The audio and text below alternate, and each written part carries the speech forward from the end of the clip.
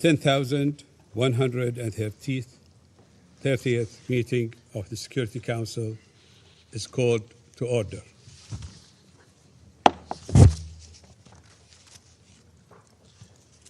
The provisional agenda for this meeting is the situation in the Middle East.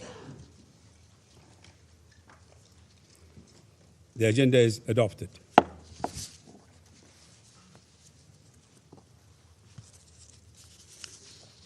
In accordance with the Rule 37 of the Council's Provisional Rules of Procedure, I invite the representatives of the Islamic Republic of Iran, Jordan, Kuwait, Qatar, Saudi Arabia, and the United Arab Emirates to participate in this meeting.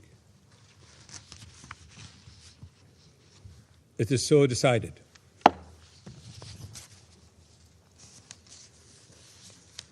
The Security Council will now begin its consideration of item 2 of the agenda. Members of the Council have before them document S/2026/273, which contains the text of a draft resolution submitted by Bahrain, Jordan, Kuwait, Qatar, Saudi Arabia, and the United Arab Emirates. The Council is ready to proceed to the vote on the draft resolution before it.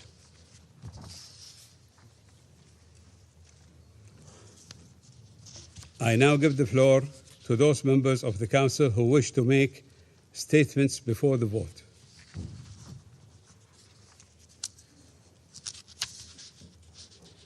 I shall now make a statement in my capacity as Minister of Foreign Affairs of the Kingdom of Bahrain.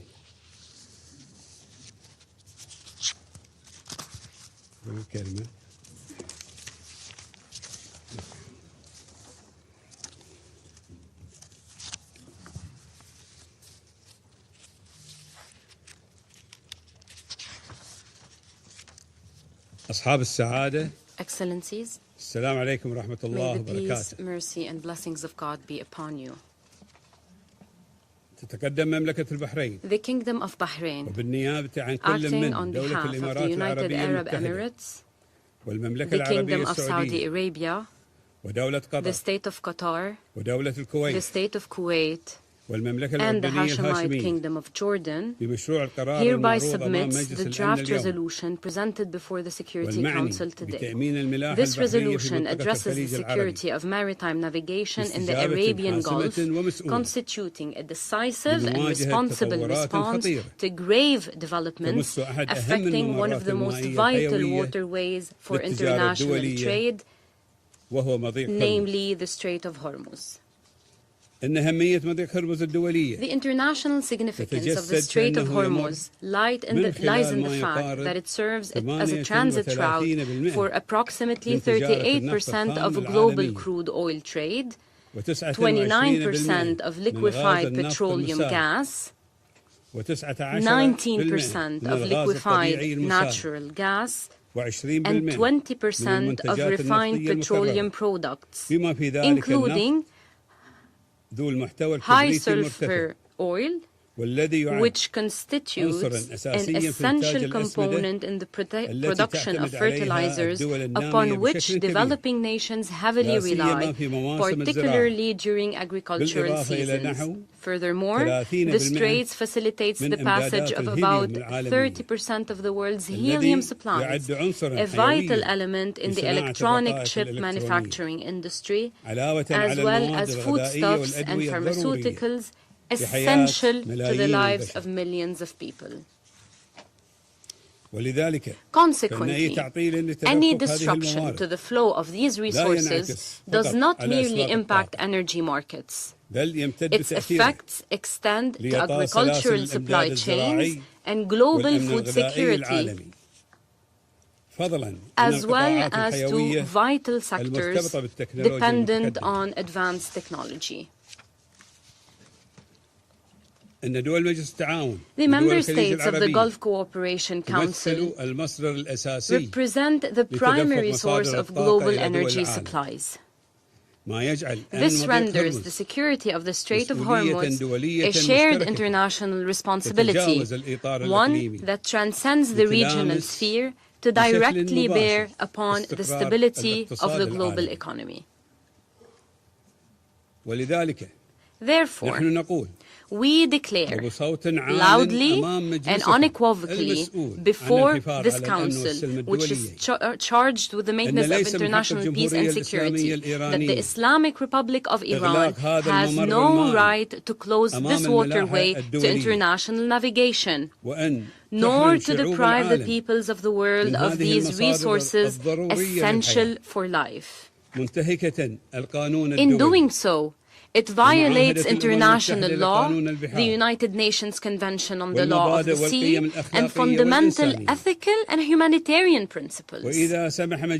Should your esteemed Council permit the Strait to remain closed today, such a scenario would inevitably be replicated in other straits and waterways, thereby transforming the world into a jungle where force, arrogance, and hegemony prevail, and where international laws are utterly disregarded. The draft resolution currently before the Council comes at a moment of extreme criticality and sensitivity, as Iran persists in its unlawful aggression against our nations, employing thousands of ballistic missiles and drones, targeting civilian infrastructure and vital installations, as well as the security of navigation. This constitutes a flagrant violation of the United Nations Charter and international law, especially international humanitarian law. This is also a direct threat to regional and international peace and security, and an explicit violation of Security Council Resolution 2817, which was adopted just 30 days ago. It is also a violation of Human Rights Council Resolution L38, adopted 2 weeks ago. The Islamic Republic of Iran's disregard for international resolutions and its insistence on threatening the security of international navigation is neither a sudden emergency nor a spur-of-the-moment occurrence. Rather, it is part of a well-documented pattern of negative conduct. Indeed, the Security Council has previously addressed threats to security of navigation in the Arabian Gulf, unequivocally condemning them in Resolution 552 of 1984. Furthermore, the international community remains acutely aware of Iran's recurring pattern of resorting to economic blockades and threats regarding the closure and disruption of the Strait of Hormuz, rather than opting for diplomatic relations founded upon prioritizing mutual interests, reciprocal cooperation, and the principles of good neighborliness. The region has witnessed similar precedents in 2011, 2012, and 2019. Through the targeting of oil tankers and repeated statements regarding the use of the Strait of Hormuz as a political and economic bargaining chip. The draft resolution before you does not create a new reality. It rather constitutes a serious response to a pattern of recurring hostile Iranian behavior that must cease and serves as an implementation of paragraph 6 of Resolution 552. 42 years after the adoption of Resolution 552, we urge the international community today, and this esteemed council specifically, to take a firm, serious and resolute position against irresponsible practices that attempt to no avail to impose a unilateral economic encirclement upon the nations and peoples of the world. These practices and acts of aggression have transcended their regional impact, directly affecting the stability of the global economy and international food security. The World Food Programme has warned that the closure of the strait has driven up the costs of fuel, transport and food. Furthermore, a continued closure of the strait could push nearly 45 million additional people into acute levels of food insecurity. A situation that demands urgent and responsible international action. Excellencies,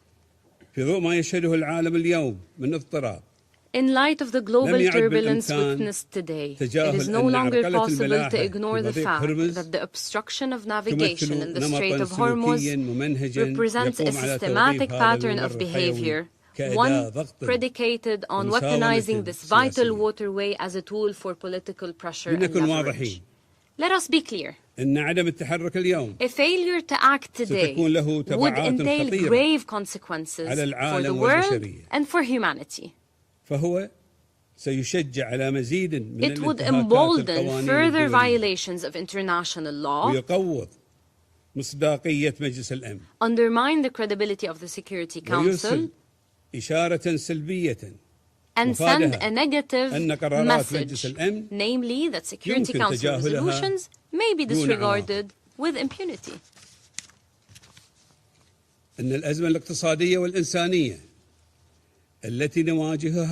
The economic and humanitarian crisis confronting us today poses a fundamental question to the Security Council and the international community.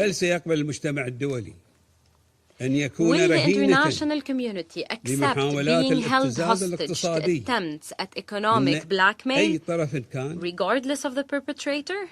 Will your esteemed council shoulder its responsibility to confront these blatant aggressions, which are actions that contravene international law, show no respect for its resolutions, and indeed completely disregard them? The adoption of this resolution by your esteemed council today will send a strong and unified message on the other hand. A message that we stand united in upholding international law, that we will protect civilians, global trade, and food security,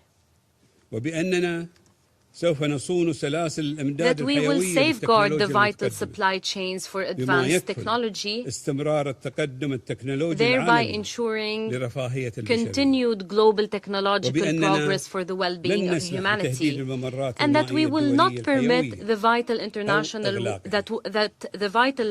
waterways are threatened or blocked.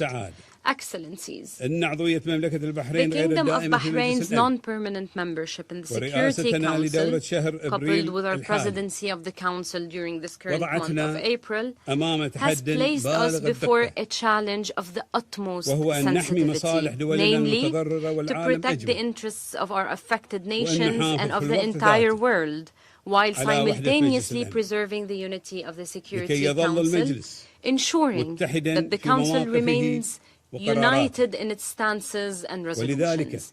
Consequently, and following continuous negotiations and extensive discussions, we have strived to ensure that this draft resolution is balanced, implementable, and capable of achieving the desired objectives. في تأمين حرية الملاحة البحرية. A united council to ensure safe maritime navigation. جميع أعضاء هذا المجلس. We therefore urge all members of the Security Council to support this draft resolution for the Council's credibility, the security and stability of our region, the growth of the global economy, preservation of food security and technological advancement. All depend upon the decision of your esteemed Council. Thank you.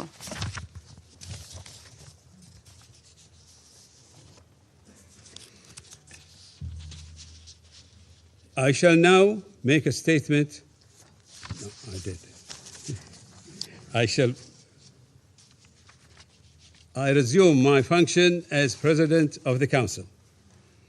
I shall put the draft resolution to the vote now.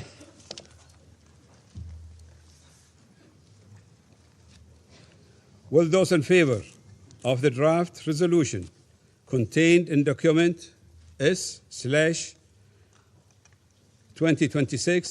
S/2026/273 please raise their hand.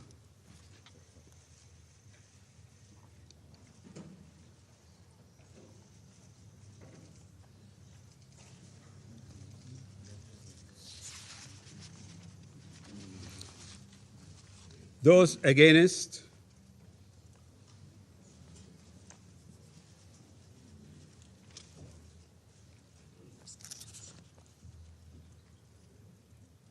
Abstentions?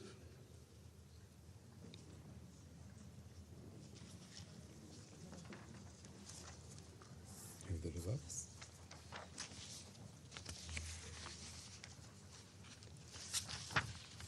The result of the voting is as follows.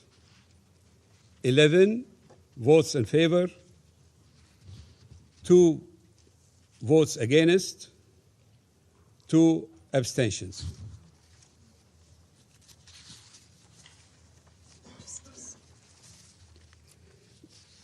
The draft resolution has not been adopted owing to the negative vote of a permanent member of the Council.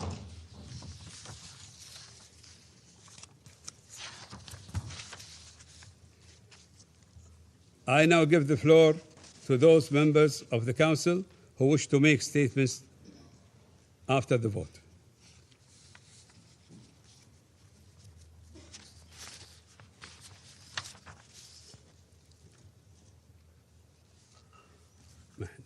I shall now make a statement in my capacity as Minister of Foreign Affairs of the Kingdom of Bahrain. أصحاب السعادة. Your Excellencies, تعرب بلادي مملكة البحرين. My country, the Kingdom of Bahrain, and the United Arab والمملكة العربية Emirates, السعودية. the Kingdom of Saudi Arabia, ودولة قطر. the State of Qatar, ودولة الكويت. the State of Kuwait, بالإضافة إلى المملكة الأردنية and the الهاشمية. Hashemite Kingdom of Jordan عن أسفها البالغ express their لعدم اعتماد regret مشروع القرار المعروض أمام مجلسكم that الموقر the اليوم. resolution presented before you today has not been لقد أخفق adopted. المجلس The Council بالاطلاع بمسؤوليته failed to shoulder تجاه its responsibility تصرف غير قانوني in relation to يتطلب an وضوحا وحزما لا يحتملان illegal التأجيل conduct أو التردد. that requires decisive action with no كنا delay. نأمل We had أن hoped يشكل مشروع القرار that the draft resolution خطوة نحو would حل present دائم a step towards a يضمن permanent حرية solution الملاحة that will الدولية ensure في freedom مضيق هرمز. of navigational كممر freedom in the Strait دولي of Hormuz as an لا يحق لأي international دولة waterway أن that تعيق no country has الحارة the right to obstruct بموجب القانون navigation الدولي. in it according to international law. وفي هذا السياق In this connection, نعيد التأكيد we على reiterate صوت المجتمع الدولي that والمتمثل في قرار المجلس الموقر the voice of international community as represented in this 2017 لعام Council and its resolution 2017 of 2026, which expressed عن فرض التزامات لا تحتمل التأويل أو the الانتقائية في التنفيذ. imposition of obligations that should be implemented with no delay. هذه الالتزامات أو التهاون في Any فرضها inaction in this regard will undermine the credibility of the ويشجع على Council مزيد من and الانتهاكات. emboldens to وعليه commit more violations. Accordingly, we call on the Islamic Republic of Iran to fully comply to these obligations and to constructively cooperate with the international community instead of continue to adopt policies of escalation and to employ ballistic missiles and launch drones against neighboring countries. The attacks that your council has called for their stop and end, and we call on Iran to stop its attempts to create a reality that is based on threat, economic pressure by obstructing navigation in the Strait of Hormuz, as this will have consequences on energy security, medicine, food supplies, international trade in the world at large. Your Excellencies, threats to navigational freedom and regional security are not subject to statute of limitation. These challenges are persistent, which require collective action and decisive action. Accordingly, we stress that our countries will continue to work in coordination with their partners and allies to ensure the navigational freedom and the protection of international maritime waterways, to prevent the recurrence of these threats, to ensure security of international economy and maintain interests of international community. The draft resolution, which has not been adopted by your esteemed Council, reflects an urgent response to serious developments which created a direct threat to freedom of maritime navigation and impacted the safety and stability of international trade, energy markets, and food and medicine supplies. The draft has also aimed to consolidate principles of international law in relation to navigational freedom and ensure that waterways are not used as bargaining ships or tools of blackmailing. Failing to adopt this resolution sends the wrong signal to the world, to the peoples of the world. The signal that the threat to international waterways can pass without any decisive action by the international organization responsible for the maintenance of international peace and security. Threat to close the Strait of Hormuz and using it as a pressure card before the world is not anything new. It is a repeated conduct used by Iran for decades. Every time it has been used, it had direct implications on global markets, energy security, and food supplies, and the lives of the peoples of the region. We consider that the inaction of the Council and its failing to address this situation decisively will lead to entrench this kind of conduct and behavior that is irresponsible and that is contravening with international law. It will expand the scope of its risks, which is a threat to the stability of the world order. The Arab Gulf is not far from your countries, not in geography or economy. It is in the heart of your stability and prosperity. Its security is your security. And the Gulf countries are not only providing the energy supplies which move world economy, they contribute to the stability of the markets, and they support the supply chains, and they are a reliable investment and commercial partner, in particular the developing countries and countries of the South, which find themselves in the front line of those impacted by this crisis.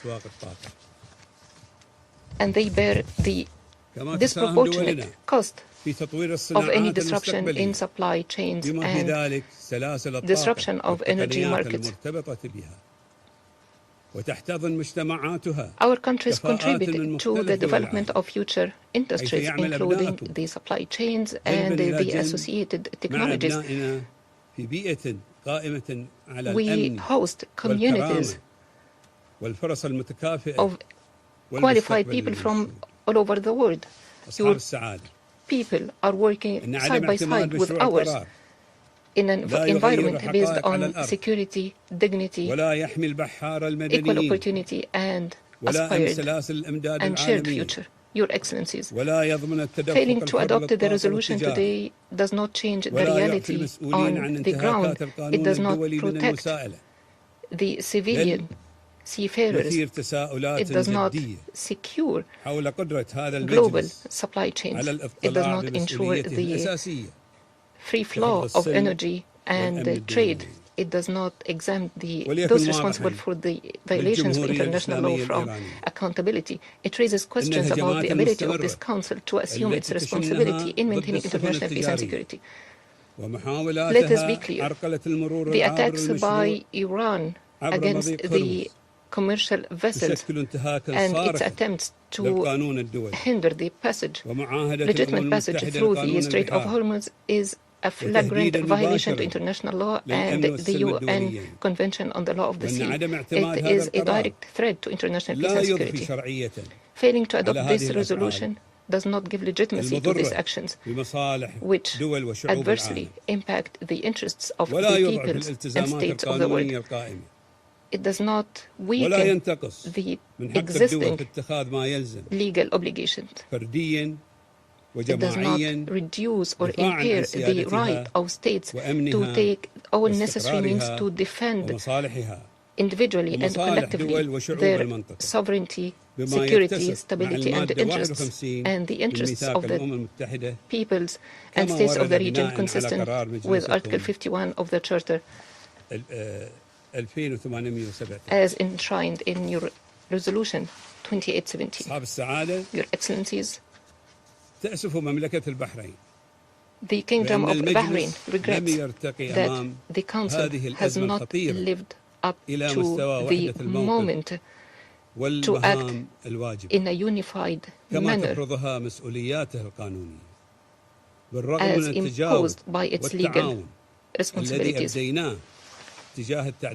notwithstanding the response and the cooperation we have extended in relation to the amendments required by some states to be included in the draft resolution. This comes from our interest in maintaining unity of the Council.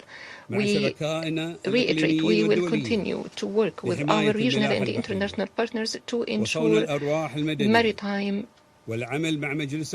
freedom and navigational freedom, and to protect civilian lives, and to work with the esteemed Council to compel Iran to implement immediately Resolution 2817. The credibility of the Council is today at stake. It's not an abstract concept. The credibility is measured by the ability of the Council to move decisively when the situation so requires. As to the responsibility, it remains to exist, and the Kingdom of Bahrain will continue to shoulder this responsibility alongside all those who uphold international law and those who believe in justice and the right of peoples to live in dignity and equality without fear from the future. Thank you. I resume my function as President of the Council.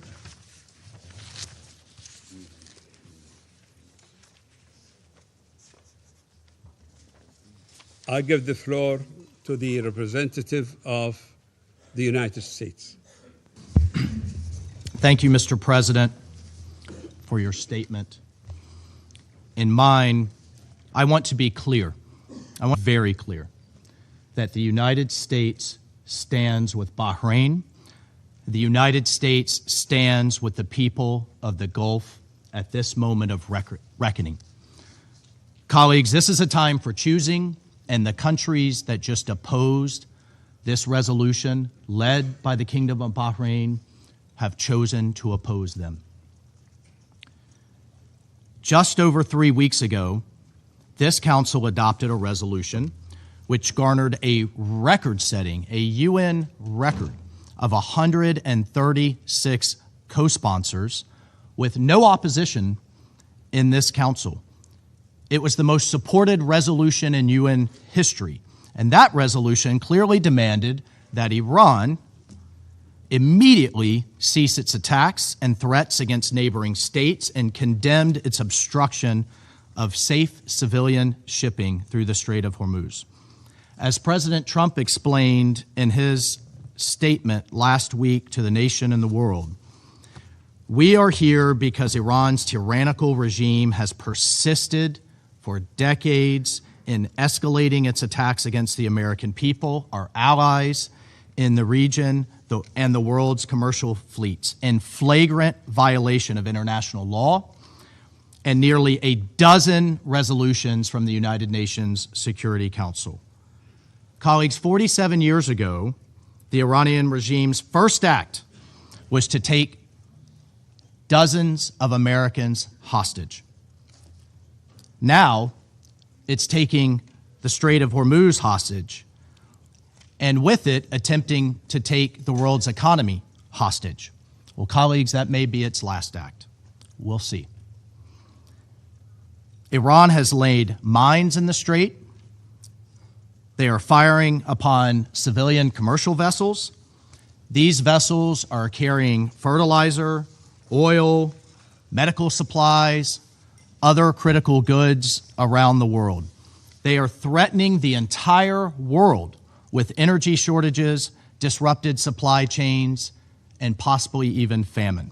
The Iranian regime has deliberately chosen to broaden their war to the Gulf by firing on our allies, not just U.S. military bases, but shooting in all directions.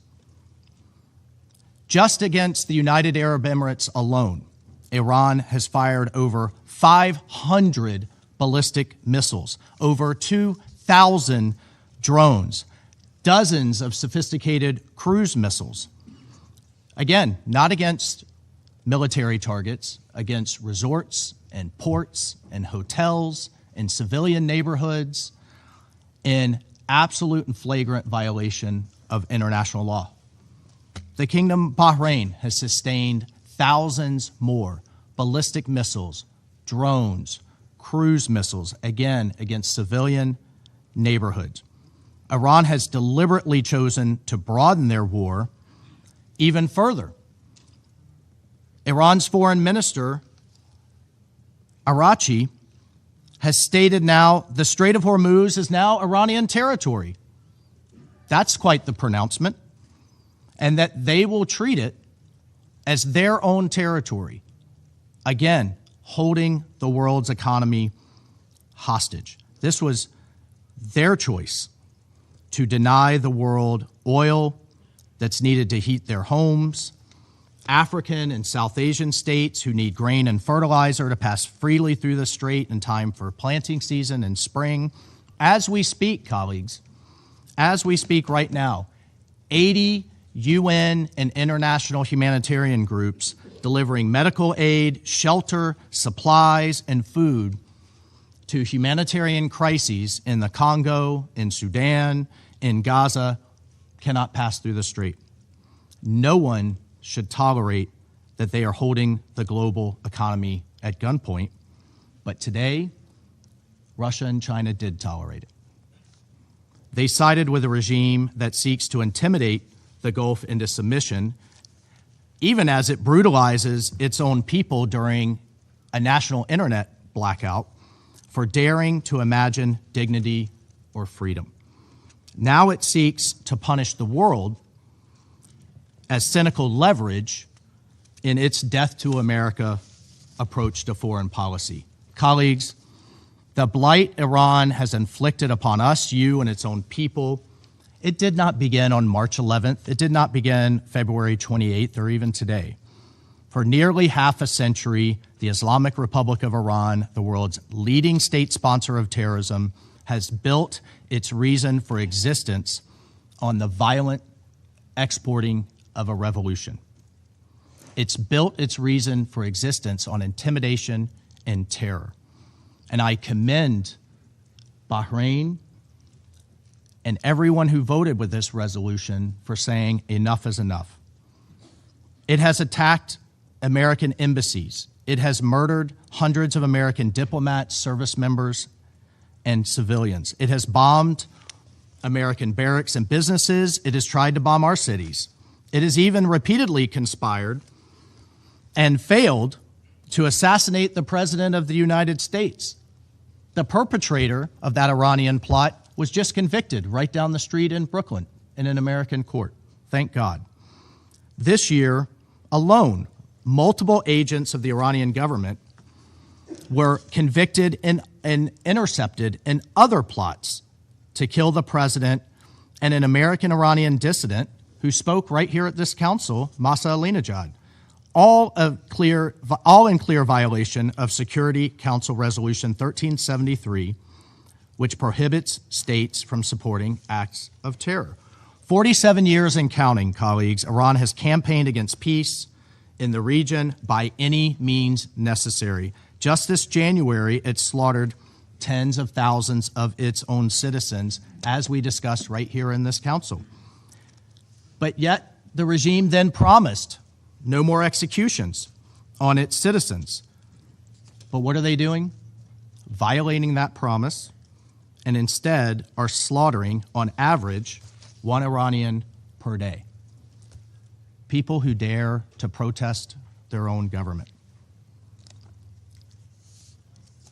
Iran has also armed terrorist proxies, targeted civilians, strangled shipping lanes, and destabilized governments. As a 2019 UN Secretary General report affirmed, it has hidden and encouraged its proxies to hide behind civilians and civilian infrastructure to attack Americans and our allies. The Secretary General himself affirmed Iran hides military hardware in hospitals and schools and civilian neighborhoods for propaganda purposes in the most sick and despicable way.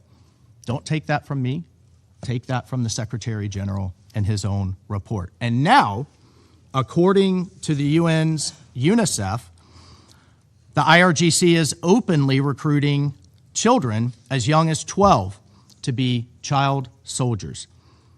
Right now, as their country suffers, they are spending millions per day to enforce an internet blackout on those same civilians and those same children that they are executing for daring to protest. Why is all of this happening? Because regional peace is a threat to Iran. Apparently, it's not good, or apparently it's bad for China and Russia too.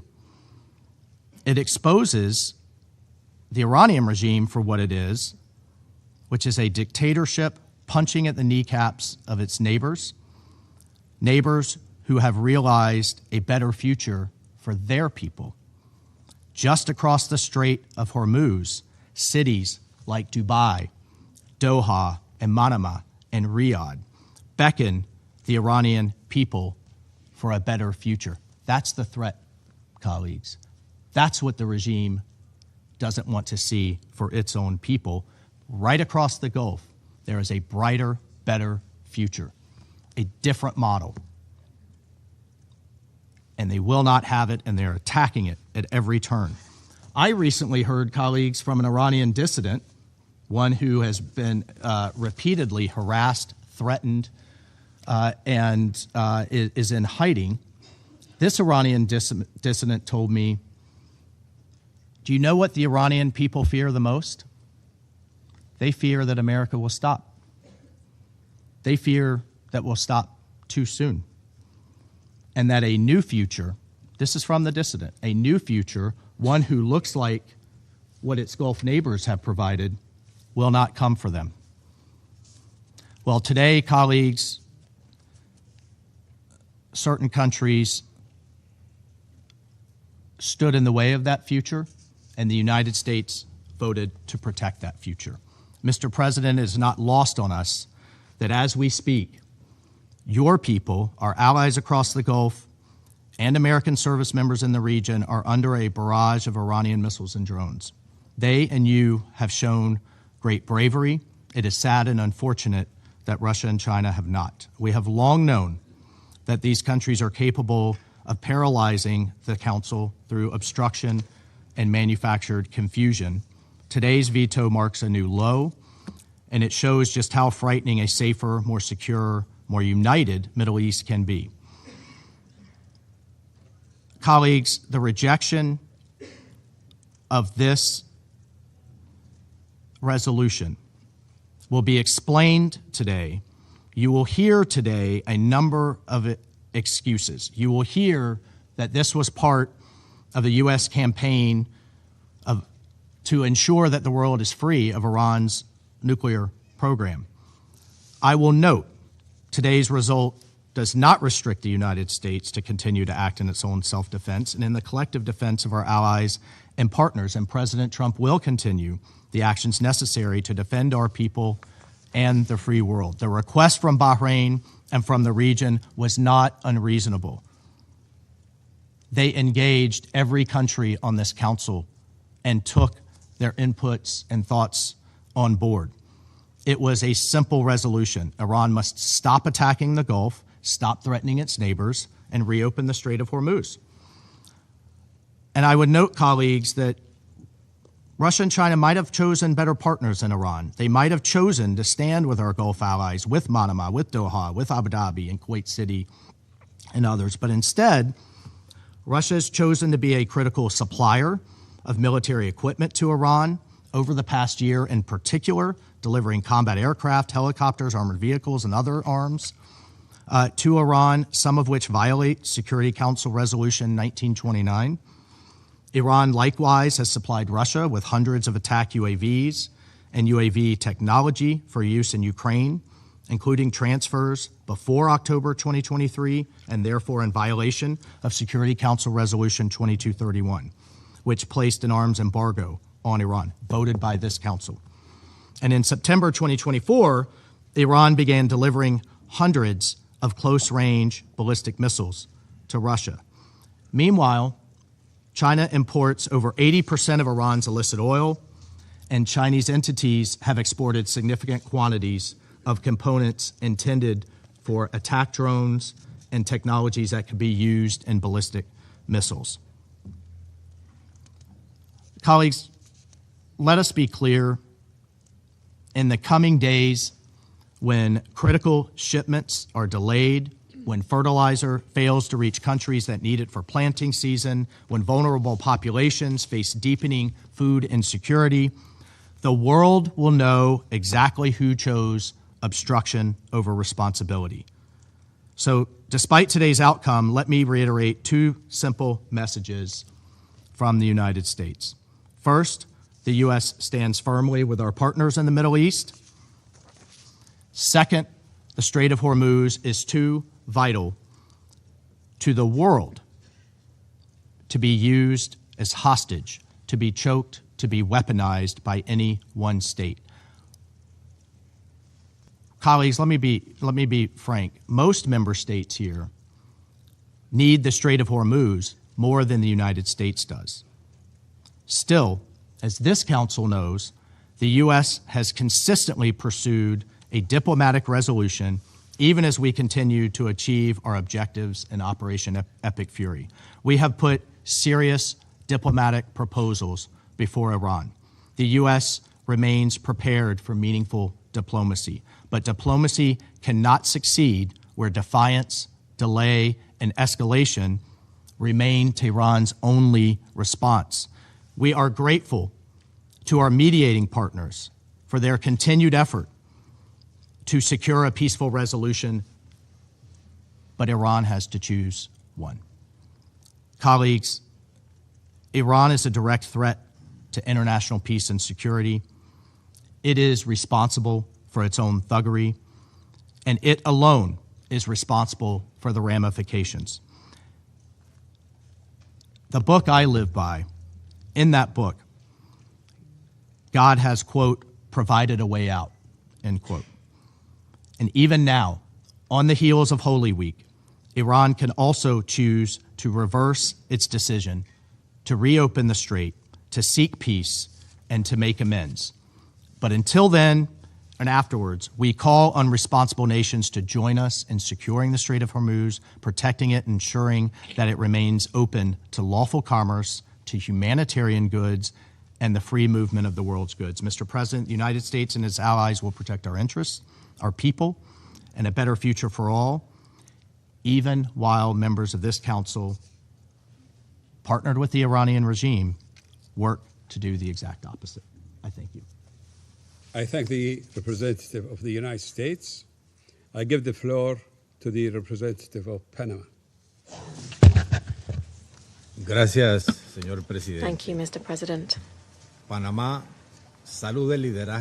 welcomes Bahrain's leadership in putting forward and leading this negotiation process, as well as for the efforts that it has made to bring positions between members of the Council closer together.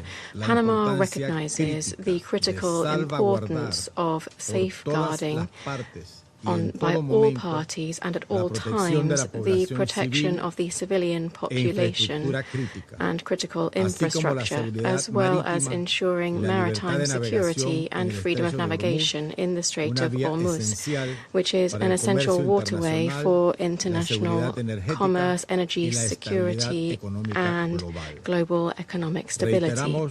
We reiterate our solidarity and our support for the countries of the Gulf and all of those affected by attacks on civilian infrastructure and international navigation in this important strategic area. In the context of an escalation which was not begun nor sought by these states and the consequences of which they are currently directly facing. Panama co-sponsored and voted in favor of Resolution 2817/2026, through which this Council condemned the attacks on countries of the Gulf, reaffirmed respect for their sovereignty and territorial integrity, and demanded an immediate cessation of such attacks. Panama also wishes to underscore and welcome the position of containment demonstrated by countries of the Gulf in the current context, which, despite having been subject to attacks, voted not to escalate the situation through the exercise of proportionate responses, which in the legitimate right to self-defense contained in Article 51 of the UN Charter. Panama understands from our own historic experience what it means to be the subject of action that attack or undermine the sovereignty, territorial integrity, security, and economic stability of a country, as well as understanding that the Security Council will not be able to act with the due promptness and effectiveness required by the situation. The cruelty of the current escalation and the intensification of the strikes that we are seeing at the moment strengthens our firm belief that this Council cannot stand by in light of situations that have direct impacts on international peace and security.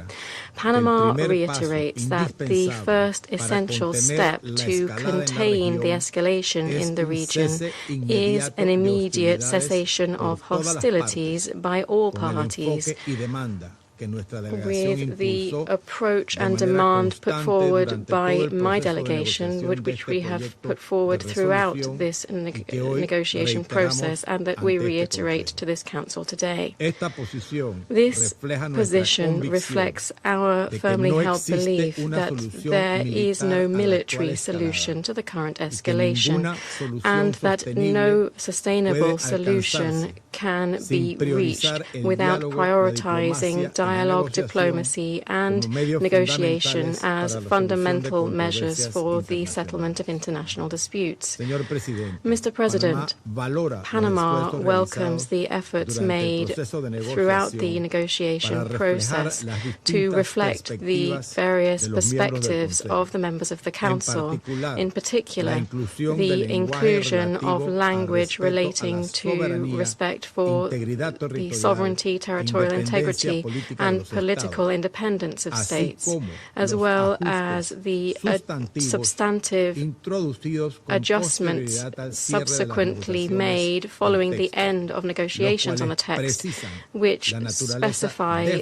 the defensive nature of the measures contemplated, since this is a crucial element that contributed to bringing positions of members of the Council closer together. We insist that any measure that would be taken under the framework of this resolution should be implemented not only with this defensive purpose in mind, but also always strictly in accordance with international law, including international humanitarian law and international human rights law, with full observance for the protection of the civilian population and civilian infrastructure. Mr. President, Panama, as the sovereign owner and responsible operator of the Panama Canal, and as the holder of one of the largest registers of maritime shipping, notes that, particularly sensitively, any step that might affect the predictability, security of international navigation. These considerations have direct and concrete implications for our country, to the extent that escalation-based scenarios might have harmful repercussions on other strategic routes. In light of the urgency of the situation and the need for the Security Council to act, Panama resolved to support the adoption of the resolution, which in its final version adopted a tone which allowed us to support it, always under the understanding that the mandate derived from this adoption would be interpreted and applied responsibly and specifically by all parties. This vote reflects a responsible decision geared towards reducing greater risk for the civilian population and critical infrastructure, as well as to contributing to easing the tensions and supporting international navigation and waterways. Thank you. I thank the representative of Panama, and I give the floor to the representative of Colombia. Señor Presidente, Mr. President, Colombia observa con profunda preocupación with profound concern the developments of the situation in the Middle East, a situation which is now entering its sixth week without clear signs of de-escalation. My country regrets the loss of human life and condemns all attacks on civilians, civilian objects, and essential infrastructure, including energy installations, whose operation is essential to ensuring the supply of basic services. At the same time, Colombia recognizes the strategic importance of the Strait of Hormuz for international commerce and energy security. Effects on maritime security have impacts that transcend the region and particularly affect developing countries. For this reason, my delegation participated actively in the negotiations and put forward proposals aimed at balancing the text, introducing greater clarity regarding the scope of the measures contemplated and avoiding broad wording which might give rise to interpretations overstepping the objective of guaranteeing free security of navigation. This in line with the principles and purposes of the United Nations Charter and international law. We thank Bahrain for the efforts made to address some of the positions and concerns expressed by members of the Council. Nonetheless, there remain substantive aspects that were not fully resolved and in light of which my country continues to have serious concerns. In particular, my delegation believes that the text remains selective, unbalanced, and ambiguous. In addition, Colombia is concerned that the lack of legal precision in the text could lend itself to interpretations that surpass the planned objective and would have broader implications for regional stability, including the risk of expanding the conflict or driving dynamics that could involve more actors in a situation that is already so volatile. For this reason, and since we believe that the text before us today is far from contributing to a negotiated solution, Colombia abstained in the vote. My country believes that in the current context, the Council should send clear messages geared towards containment and preventing a greater escalation. Furthermore, Colombia believes it's fundamental to give space to ongoing mediation efforts. In this context, measures that ramp up the confrontation run the risk of undermining these opportunities and hampering progress towards negotiated and sustainable solutions. We regret that the Security Council has missed this opportunity to provide a unified response that would contribute effectively to easing the tensions and opening space for peace. We reaffirm our solidarity with our colleagues from Bahrain, the Gulf, and all countries in the region.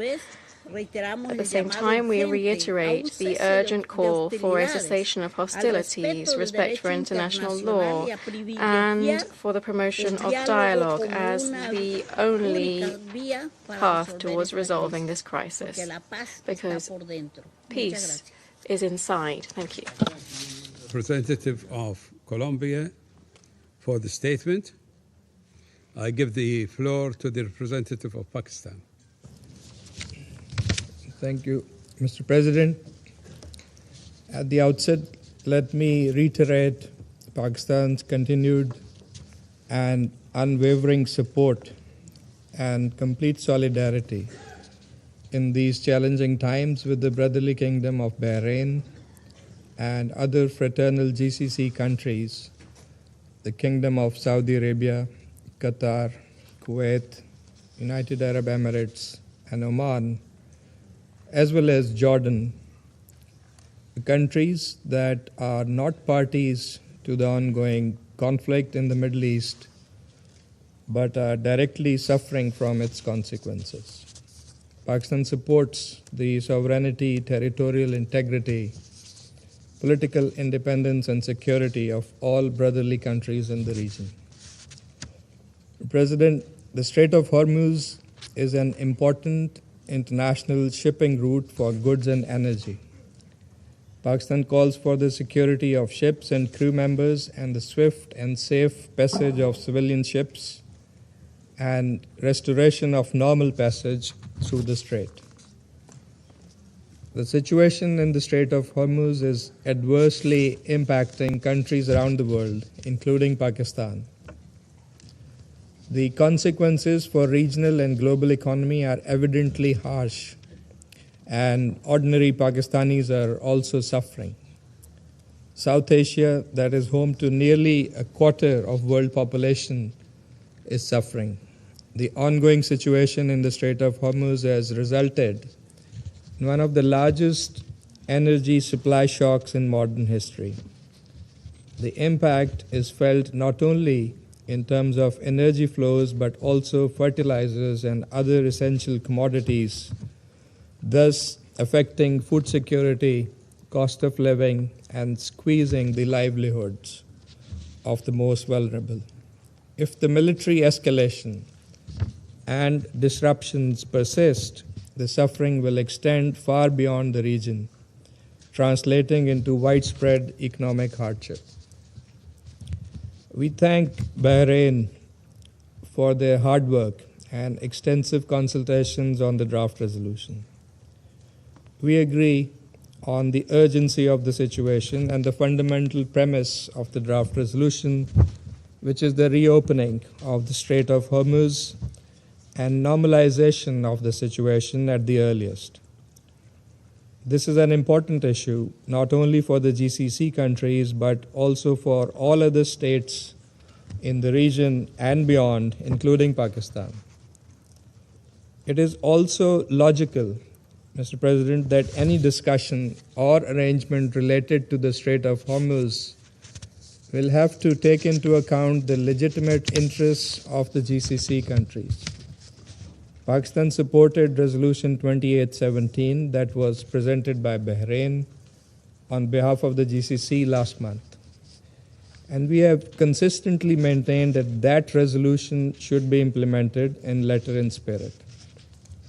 However, we continue to believe that time and space must be allowed for ongoing diplomatic efforts to facilitate a return to dialogue and engagement.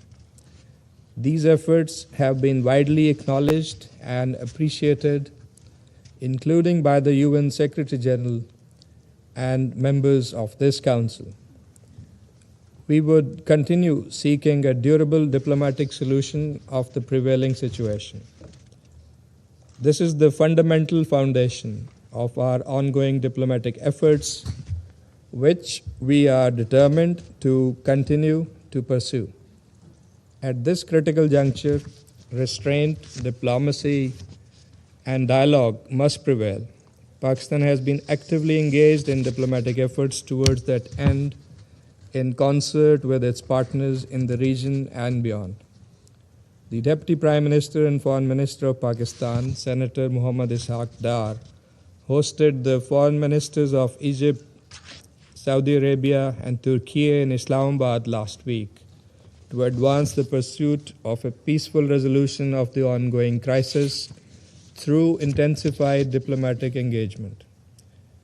After the Deputy Prime Minister's meeting with His Excellency Mr. Wang Yi, the Foreign Minister of China, in Beijing last week, China and Pakistan announced a 5-point initiative with a sequenced roadmap encapsulating an immediate halt to hostilities, launch of inclusive peace talks, protection of civilians and critical infrastructure, restoration of maritime security in the Strait of Hormuz, and a firm reaffirmation of the UN Charter and international law as the indispensable framework for a lasting political settlement.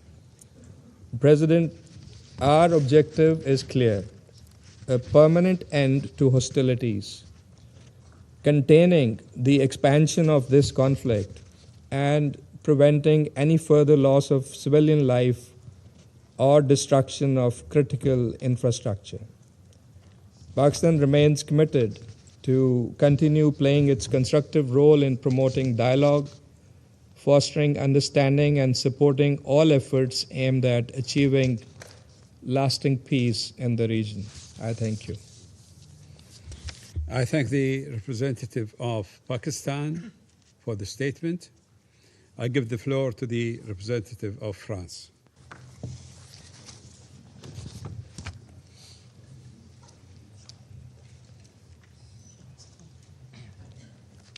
Merci, Monsieur le Président. Thank you, Mr. President. Mr. President, France deplores que le projet de résolution the fact that présenté the draft par resolution Bahreïn which was tabled by n'ait pu être Bahrain adopté was not able to be en raison du adopted veto opposé owing par deux to the membres permanents du veto Conseil de cast sécurité. by a permanent member of the Security Nous tenons à Council. remercier We wish to Bahreïn thank Bahrain pour les efforts de for the consultation efforts déployés au of cours de la consultation négociation which were de ce undertaken over the texte course of negotiations qui on this méritait text, l'appui which de tout ce deserved Conseil. the support of the full Council.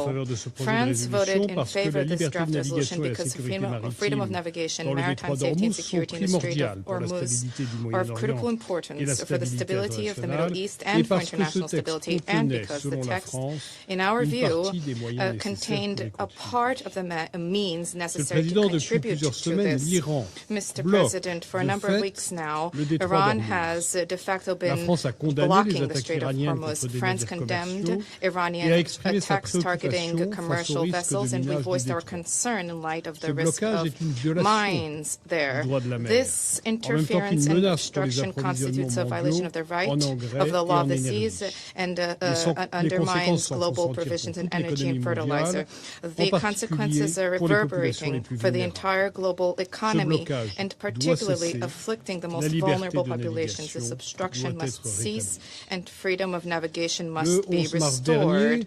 On the 11th of March last, the Security Council adopted Resolution 2817, resolution which condemned Iran's indiscriminate strikes targeting Iran and Jordan, and targeting the Gulf states and Jordan. This resolution, which France supported and co-sponsored, recalls that rights and freedoms of navigation in the Strait of Hormuz must be respected under all circumstances. This resolution recalls the fact that rights and freedoms of navigation in that such strait must be respected. And, Mr. President, we regret the fact that the Council has been blocked from supporting efforts to provide security and safety of navigation in the Strait of Hormuz. And the aim was to encourage strictly purely defensive measures to provide the security and safety for the strait without spiraling towards escalation. It reaffirmed in a useful manner the right of states to protect freedom of navigation, commercial vessels and crew in accordance with international law in the face of attacks and provocations. This resolution contained, inter alia, paragraphs calling for de-escalation in the Strait of Hormuz and the Gulf, the cessation of attacks targeting civilian infrastructure, the resumption of diplomatic efforts geared towards achieving lasting peace in the region. It is hard to understand that two permanent members of the Security Council who state their commitment to diplomacy and peaceful dispute resolution cast their veto in the light of these provisions. The text encouraged states to coordinate efforts to establish security-related initiatives for maritime navigation in the Strait of Hormuz, specifically through the defensive missions. We deplore the fact that this was not adopted today, but we do intend to continue to work alongside international partners to establish an initiative to contribute to security of maritime transit in the strait when conditions permit. Resolution 2817 and international law already allow for this to be the case. Despite the fact that the draft resolution was not adopted, the efforts which we support need to continue, including at the Security Council, to pave the way for a de-escalation and a ceasefire, which is more necessary than ever before, to restore freedom of navigation in the Strait of Hormuz in accordance with the law of the sea, and beyond that, to tackle the multi-pronged threats posed by Iran, including its support for the network of regional allies and nuclear and ballistic missiles programs. France stands ready to contribute to these efforts at the Security Council. Our position has remained steadfast for more than 20 years. These threats will not be addressed militarily. They cannot be addressed militarily. There needs to be a negotiated agreement through which Iran accepts major concessions to address the legitimate concerns of the international community. And here too, France stands ready to contribute to efforts to that end. Thank you. I thank the representative of France for the statement. I give the floor to the representative of Greece. Greece voted in favor of the resolution presented on behalf of Bahrain, Jordan, Kuwait, Qatar, Saudi Arabia, and the United Arab Emirates, reiterating its strong solidarity to the countries of the Gulf and reaffirming the importance of safeguarding freedom of navigation and maritime security in the Strait of Hormuz.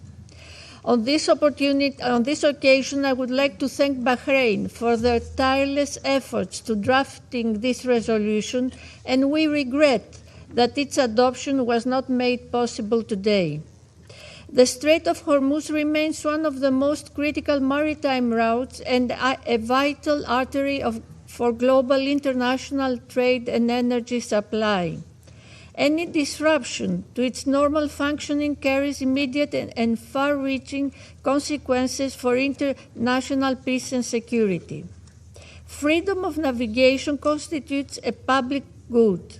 We have repeatedly condemned Iran's illegal and unprovoked attacks against the countries of the Gulf region and elsewhere. Any actions by Iran that jeopardize that unimpeded passage of commercial and merchant vessels through the Strait of Hormuz must cease immediately. Greece remains firmly committed to promoting maritime security and freedom of navigation in accordance with international law as reflected in the UN Convention of the Law of the Seas, UNCLOS. It is in this context that Greece today voted in favor of this resolution, which aim was and is to encourage the coordination of efforts defensive in nature to ensure the safe and unimpeded flow of maritime traffic through the Strait of Hormuz and to contribute to stability in global energy markets. All ships should enjoy the right of transit passage through the Strait of Hormuz in accordance with international law as reflected in the UN Convention of the Law of the Sea, which is rightly recognized as the Constitution of the Ocean and codifies customary international law and is thus binding by all states. In concluding, Mr. President, a de-escalation of hostilities remains of paramount importance, both with regards to the wider conflict and the situation in the Strait of Hormuz. All parties must exercise maximum restraint, prevent a further spiral of violence, and urgently work towards reopening credible channels of dialogue. Our aim must remain to find ways to return to the negotiating table with a view to a peaceful settlement in line with international law and the UN Charter. I thank you. The representative of Greece for the statement. I give the floor to the representative of Denmark. Thank you, Mr. President. Mr. President, Denmark voted in favor of this resolution.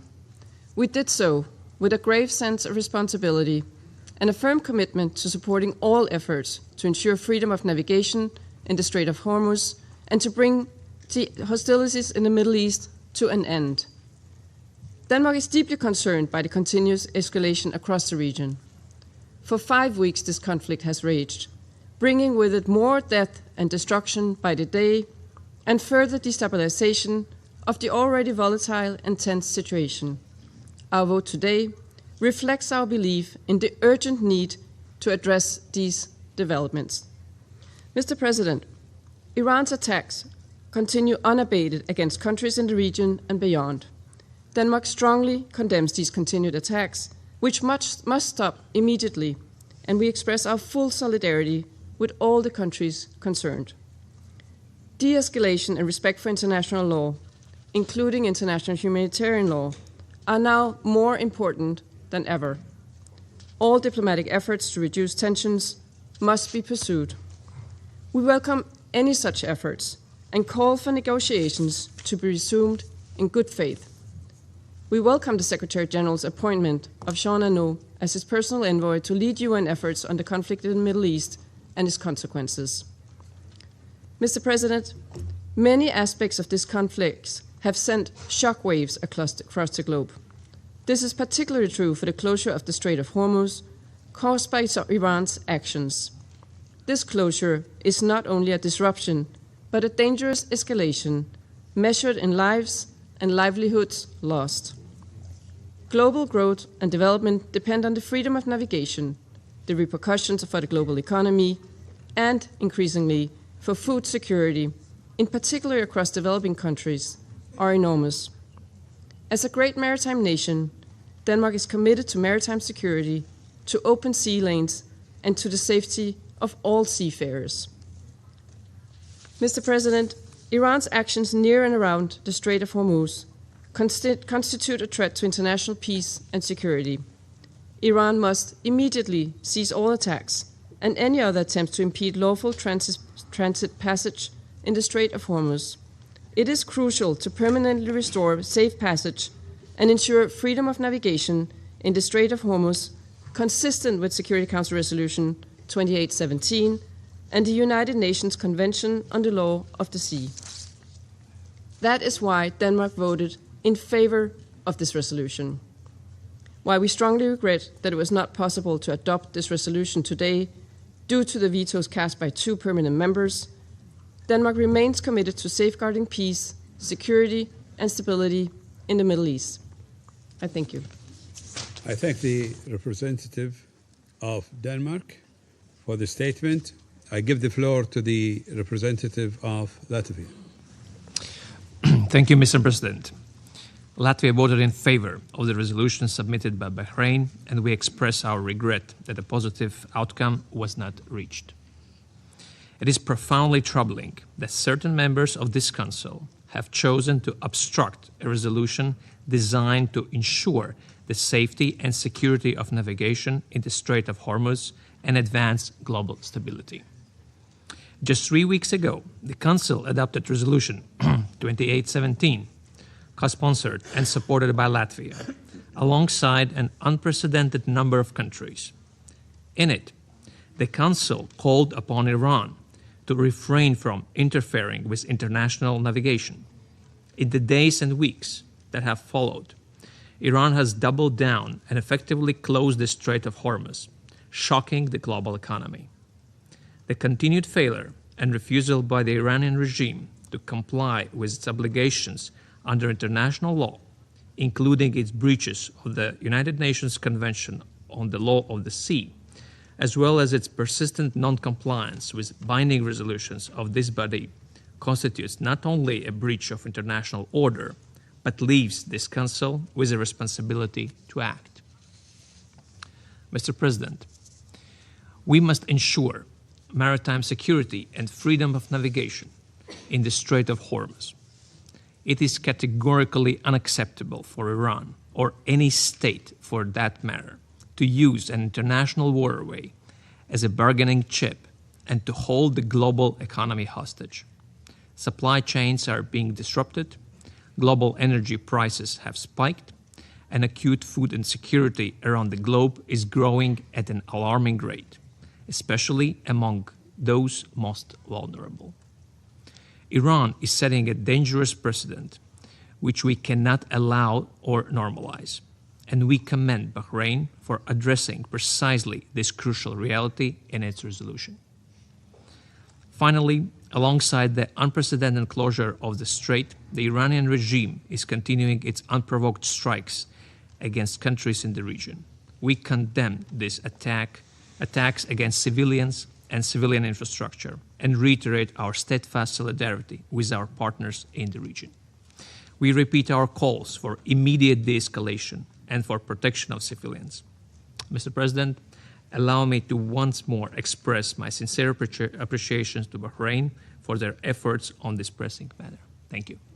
I thank the representative of Latvia for the statement. I give the floor to the representative of the Russian Federation. Mr. President, the Russian Federation voted against the draft tabled by Bahrain, Jordan, Qatar, Kuwait, the United Arab Emirates, and Saudi Arabia. The draft resolution relating to the situation in the Strait of Hormuz and the adjacent waters. The position of our country regarding the present-day crisis in the Middle East is principled, consistent, and objective in nature. We condemn the United States and Israel's aggression against Iran. We respect the sovereignty and territorial integrity of all countries in the region, both the Islamic Republic of Iran and other countries of the Persian Gulf. We reject strikes targeting their civilians and their civilian infrastructure. and view this as unacceptable. The Russian Federation undertook and continues to undertake efforts, including at the highest levels, to end such actions. We are striving to achieve a prompt establishment of peace in the Persian Gulf and in the Middle East. However, the Russian Federation was not able to support a text that would generate a dangerous precedent for international law of the sea, for any international efforts at peace, as well as for the authority of the Security Council of the United Nations. Back when Security Council Resolution 2817 was being negotiated, we called upon all Council colleagues to adopt a balanced and an objective approach. Similar, equitable messages have already been repeatedly broadcasted by the Secretary General of the United Nations, calling upon the United States and Israel to end the war and calling upon Iran to cease attacks on its neighbors. Disregard for the root causes of the crisis in the Middle East, namely the illegal and reckless acts by the U.S. and Israel targeting Iran, is not possible and not acceptable. Our and the Secretary General's calls fell on deaf ears then. Nevertheless, we understand the situation of the countries of the GCC and Jordan, and therefore we abstained during the vote on Resolution 2817. This was not an easy choice for us. However, this time, our partners from Bahrain and their like-minded partners went much further, having tabled a fundamentally erroneous and dangerous approach to the situation in the region. Essentially, nearly each paragraph of the draft they proposed abounded with unbalanced, inaccurate, and confrontational elements. And we will point to just the main points in this regard. In paragraph 1 of the preamble and paragraph 6 of the operative part, Iran's actions were presented as the sole source for the so-called destabilizing activities and regional tensions. When it comes to the real causes for the current crisis in the Middle East, namely the U.S. and Israel's illegal attacks targeting Iranian soil, this was something which was not mentioned at all. And this, despite the fact that in paragraph 3 of the preambular part, the sponsors themselves highlighted that threats to maritime navigation in the Strait of Hormuz began to emerge precisely on 28 February 2026. This, incidentally, flew in the face of their own statements that the current initiative was designed to become a response to certain decades of threats to freedom of navigation by Iran. In paragraph 6 of the preamble, attempts to interfere with international navigation in the Gulf of Strait of Hormuz were categorically portrayed as threats to international peace and security.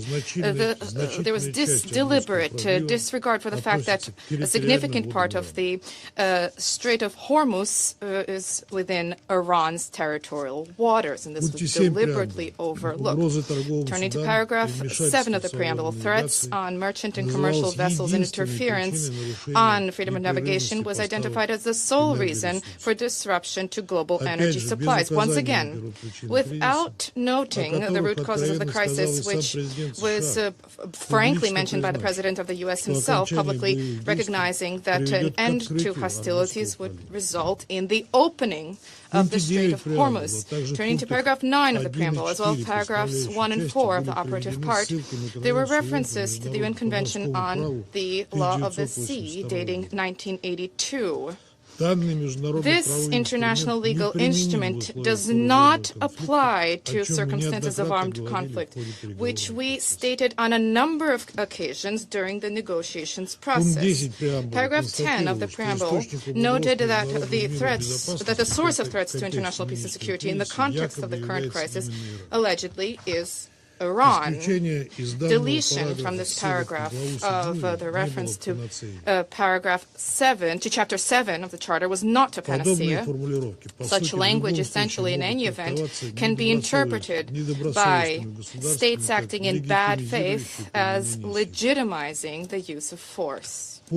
Paragraph 2 of the operative part does not call, speaks for itself. It proposes that the Security Council give a green light for the use of certain protective measures, the scope and breadth of which is unclear to us under the pretext of ensuring safety and security of navigation without any consideration for the sovereignty of littoral states. The qualification about the purely defensive nature of these efforts essentially does not change the situation, especially given the fact that the sponsors themselves made clear that this was referring precisely to offensive measures, which was starkly seen in the language of paragraph 3 of the operative part, which emphasizes that states acting in accordance with paragraph 2 need to act in full compliance with international humanitarian law. In paragraph 7 of the operative part, notes that the Security Council would stand ready to consider further measures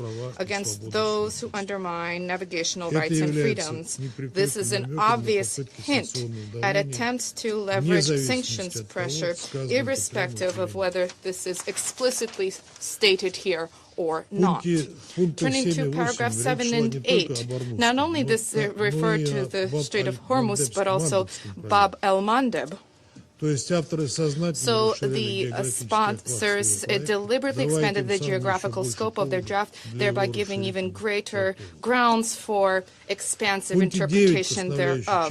Turning to paragraph 9 of the operative part, despite the correct reference calls for diplomacy, this referred exclusively to the escalation of hostilities in the Persian and Oman Gulf regions, as well as the Strait of Hormuz. When it comes to the need to cease the U.S.-Israeli aggression, this was swept under the rug. No mention was made. One thing is clear, Mr. President, regardless of attempts by the sponsors to make the text general, in terms of the language, the essence thereof remained unchanged, namely granting carte blanche for the continued aggressive acts and ongoing further escalation. What this would imply from the legal standpoint, as well as the implications for the situation on the ground, is clear to us, especially at a time when we hear statements from the U.S. President about the readiness to destroy Iran if the Strait of Hormuz is not open. Once again, it behooves us to remind the Council members about the distortion of the Resolution 1973 adopted by the Council in 2011 on Libya, and what the loose and expansive interpretation thereof caused. The limit of trust in states which advance offensive measures under noble pretexts and streamlined language was exhausted then.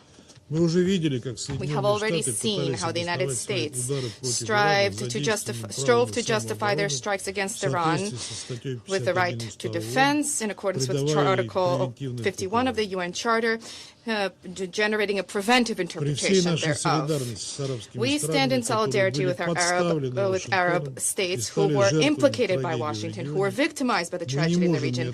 And despite that solidarity, we cannot but note that attempts to impose the rules of the game in the Strait of Hormuz plays into the hands of those who wish to further undermine security and stability in the Middle East and beyond. The protective measures to protect vessels, like any other property of member states of the United Nations, does not require Security Council resolutions. So it's sufficient to have references to Article 51 of the Charter of the United Nations, which grants the right to self-defense virtually under any circumstances. The spread of operations for security purposes in the Strait of Hormuz without the consent of littoral states is yet another reason for which we were unable to accept and to adopt vote in favor of the draft tabled by Bahrain. Colleagues, the adoption of this kind of a document, which disregards the broad context of the situation, would further antagonize Iran, which was already enduring the daily U.S.-Israeli strikes. On the country's territory, vast numbers of civilians are perishing. There are now nearly 2,000 of such civilians who have died, 1/4 of whom are women and girls. The supreme leader has been killed, and as have many of the country's leadership. Civilian infrastructure is being attacked, including schools, hospitals, universities, energy, nuclear facilities, including the Bushehr power plant. And this is liable to morph into catastrophic humanitarian repercussions for Iran and for the entire region. We wish to underscore that the Security Council did not agree to a single line with an assessment of these violations of international law. And no excuses you will hear from us today, Ambassador Waltz. I will not dwell in detail on the egregious double standards of this approach. However, this was carried out in a completely illogical manner, even from the standpoint of simple pragmatism. The adoption of such a one-sided resolution would undermine any prospects for the resumption of negotiations for the purposes of resolving the crisis, and would also obstruct important and useful peace initiatives which are currently underway by a number of states, including China, Pakistan, and Turkey. If the Security Council were to adopt a position that was imposed upon it, then there would be no incentive whatsoever for Tehran to engage in contact in any form with Washington, Washington which twice already betrayed diplomacy. This was in June of 2025 and February of 2026. And as the U.S. began to conduct large-scale strikes against Iran at the height of the negotiations process. Mr. President, from the very start of work on the document, together with our Chinese colleagues, we conveyed to the Bahraini authors and other members of the Security Council our very serious concerns in connection with this initiative. We did not see room for revision of the text, which is why we urged our Arab friends to abstain from advancement thereof.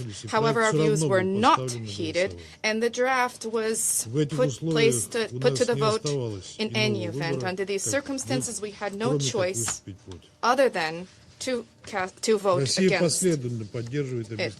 Russia consistently supports comprehensive security for maritime navigation in all international waterways, the opening of corridors for Venezuela and Cuba, an end to attacks targeting commercial vessels of any country. Similarly, we advocate unhampered navigation in the Strait of Hormuz. However, the only way to resolve this situation was with the participation of all littoral states bordering this important transport corridor. It is not possible to do this without Iran. We call upon our Arab and Iranian friends to resolve the issue of navigation and the movement of vessels directly. We stand ready to facilitate such contacts. Mr. President, we understand the concerns of our Arab partners vis-à-vis the question of freedom of navigation. And we, together with China, are proposing an alternative draft resolution on the current situation in the Middle East, including in terms of maritime safety and security. We are confident that providing for genuine freedom of navigation in the strait, which is of such critical importance for countries in the region and the entire world, the only way to achieve this is through a cessation of hostilities and through achievement of a negotiated solution. Our draft will be concise and equitable and balanced in accordance with the principles of international law and the Charter of the United Nations, specifically regarding peaceful dispute resolution. In this connection, we are putting this straight away in blue, and we will report on plans for voting shortly, and we trust that the membership of the Security Council will provide their support. Thank you. I thank the representative of the Russian Federation for the statement. I give the floor to the representative of China. Thank you, President.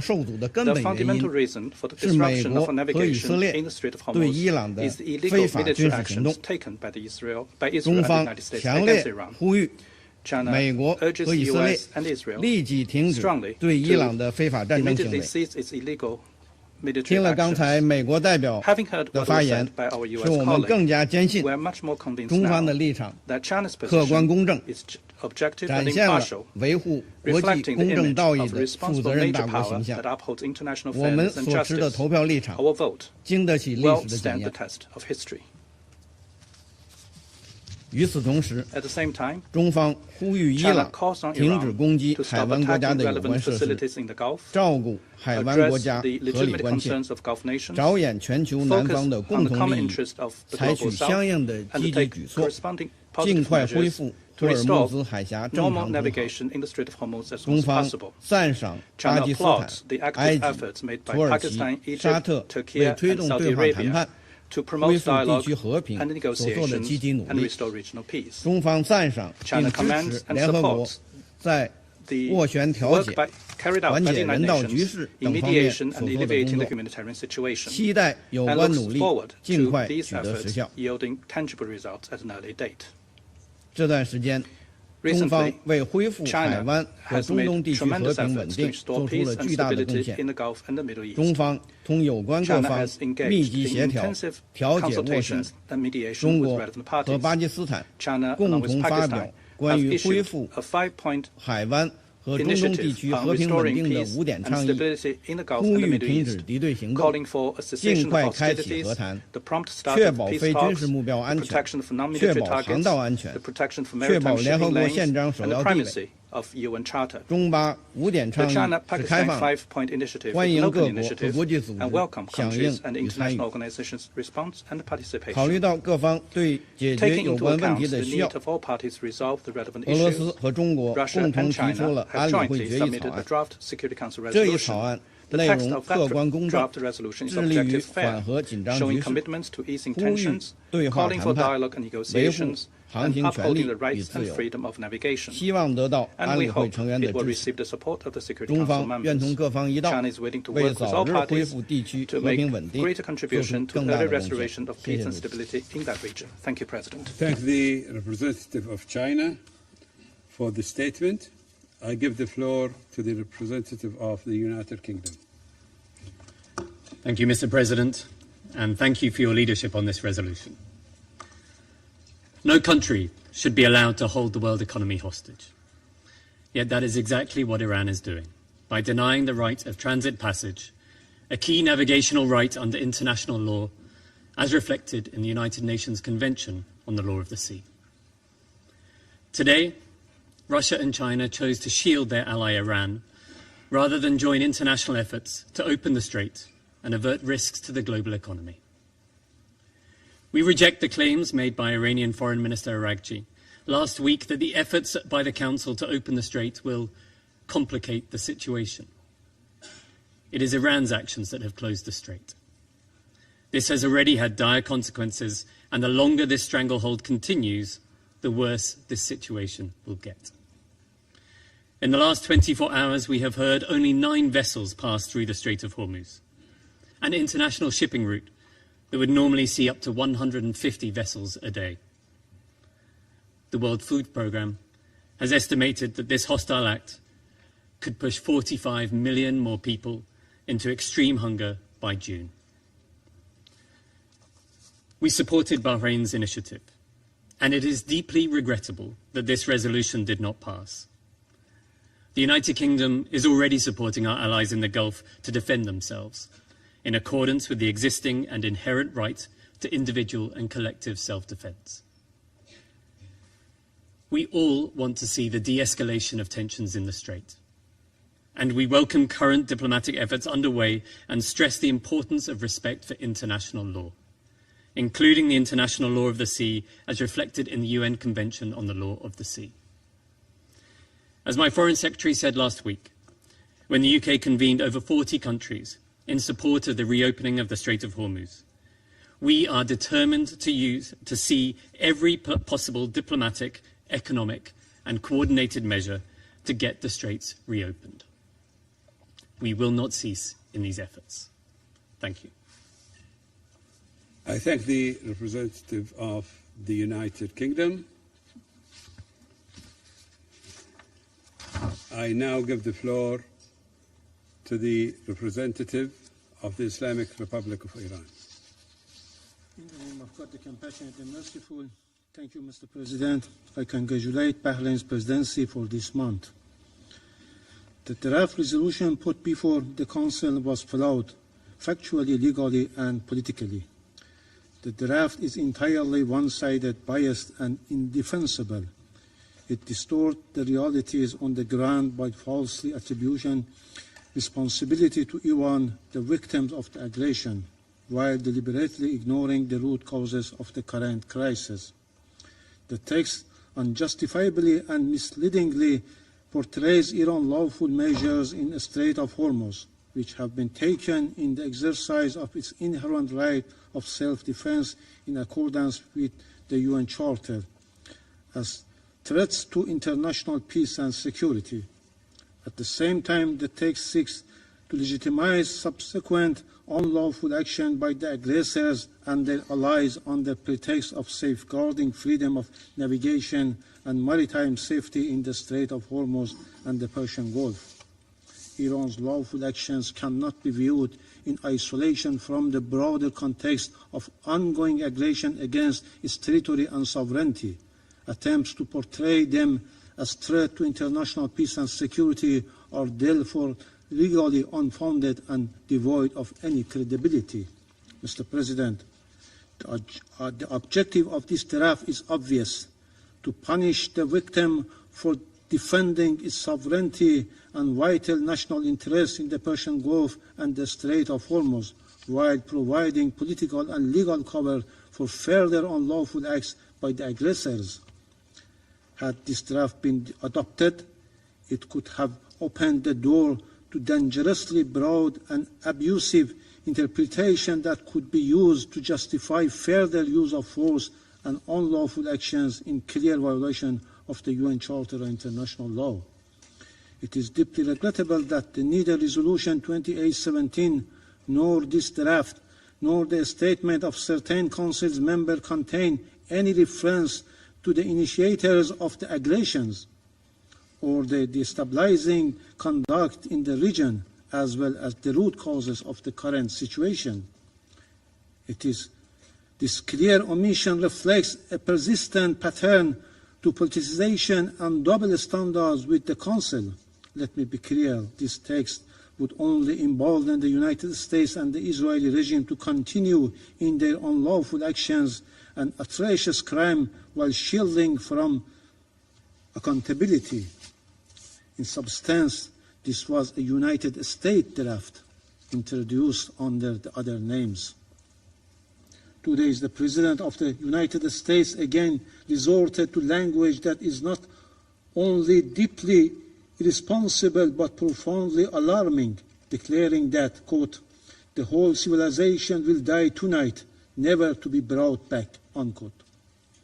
It is regrettable and alarming that while in full view of international community, the President of the United States shamelessly and brazenly issues threats to destroy all civilian infrastructure in Iran, including bridge, power plants, and energy facilities, by setting a deadline, and openly reveals this intent to commit war crimes and crime against humanity. The penholder of the draft resolution and its supporters have rushed to bring forward such an entirely politicized text for a vote. Its adoption would have set a dangerous precedent, normalizing the use of force based on the vague and unsubstantiated allegation, undermining the integrity of the UN Charter and highlighting the risk of the broader regional and international escalation. For these reasons, we consider the draft legally indefensible, politically unbalanced, and strategically destabilizing. We express our appreciation to China and the Russian Federation for their responsible conduct, for their constructive approach, and for exercising the veto in a manner consistent with the principle of the UN Charter. Their action today prevented the Security Council from being misused to legitimize aggression. In fact, Russia and China ensured the Security Council would not be instrumentalized to legitimize aggression, and in doing so, they stood firmly on the right side of the history.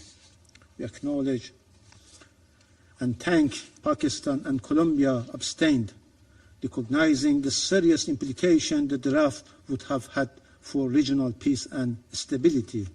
By contrast, those who supported the draft resolution chose to put the blame on Iran while remaining silent on the ongoing war crimes and criminal and the terrorist attack being committed by the United States and Israel against civilians, and critical infrastructure in Iran. Their position and their votes today reflect a clear double standard. It exposes a stark gap between their stance commitment to the UN Charter and international humanitarian law and their conduct in practice.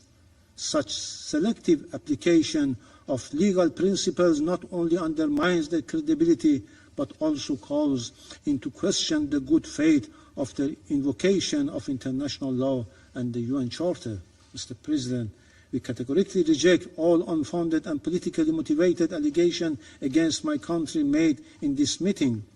These claims lack any legal basis and serve only to divert attention from the realities on the ground, namely the illegal and savage war launched by the United States and the Israeli regime against Iran.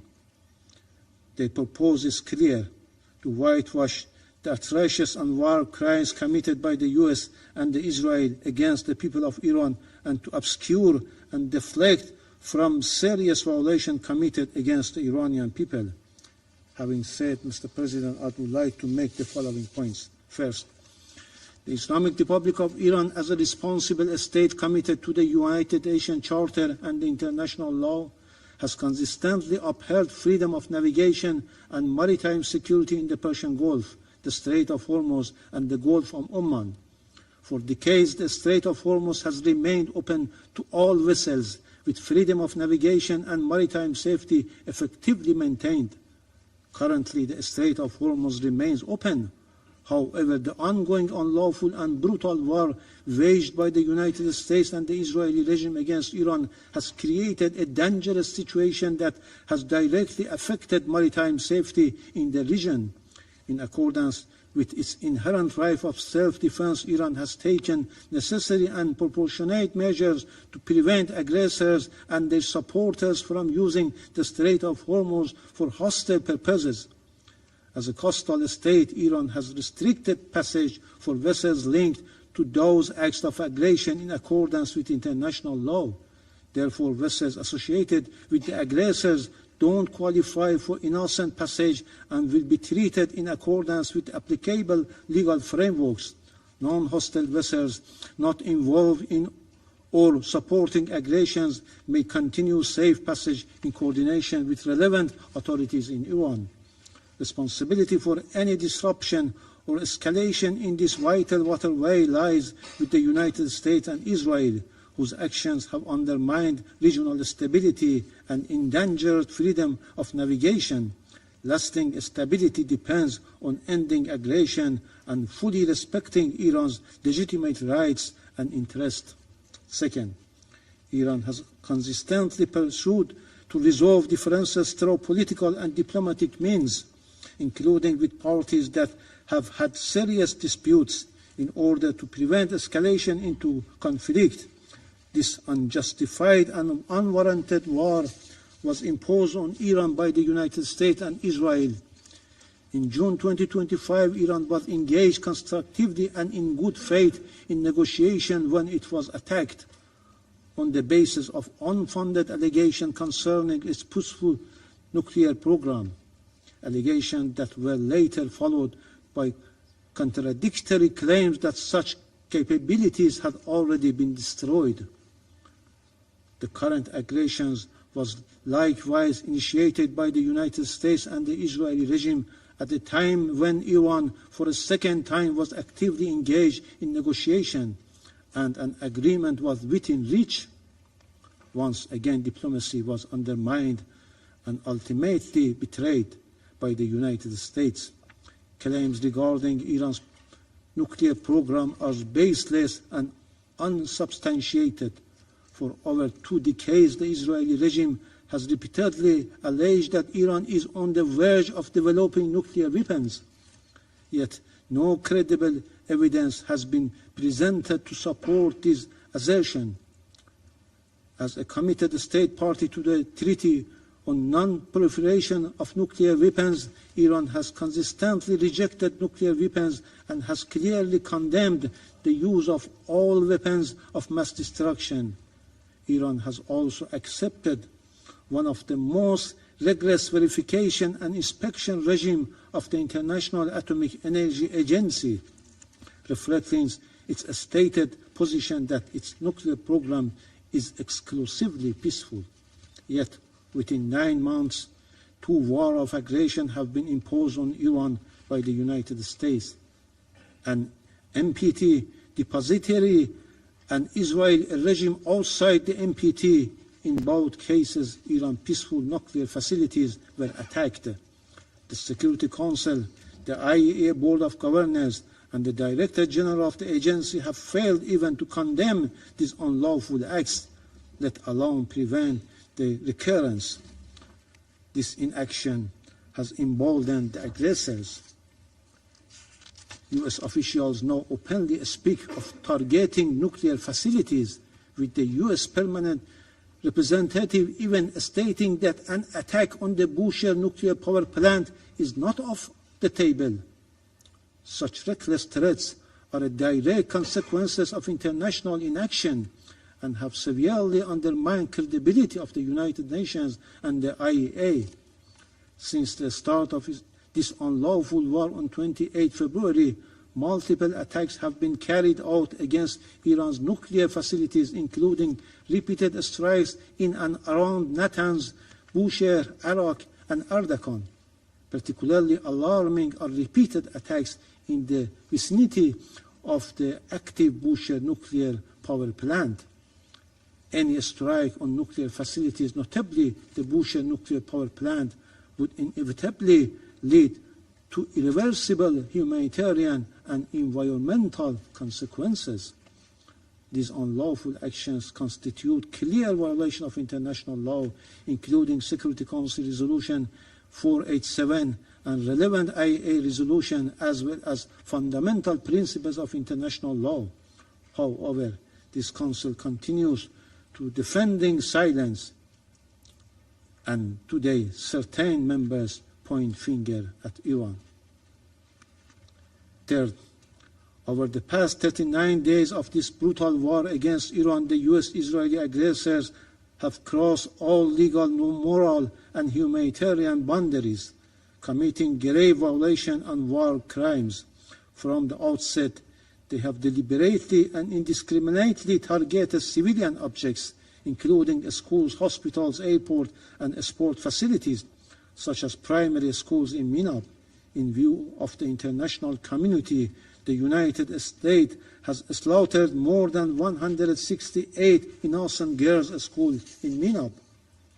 More than 700 schools and educational centers, along with universities, healthcare facilities, and cultural and historical sites have been attacked, reflecting clear hostility towards Iran's people, identity, and development. They also struck key industrial and production facilities built over decades despite severe sanctions. At the same time, the U.S. officials have made threats to destruction of infrastructure indispensable to the survival of the civilian population. Such threats, including the U.S. President's call for widespread destruction of essential civilian infrastructure, constitute incitement to war crimes and potentially genocide, and must be explicitly condemned under international law. Fourth, from the outset of this unwarranted and savage war on 28 February, the United States utilized military bases and facilities located in countries of the Persian Gulf region.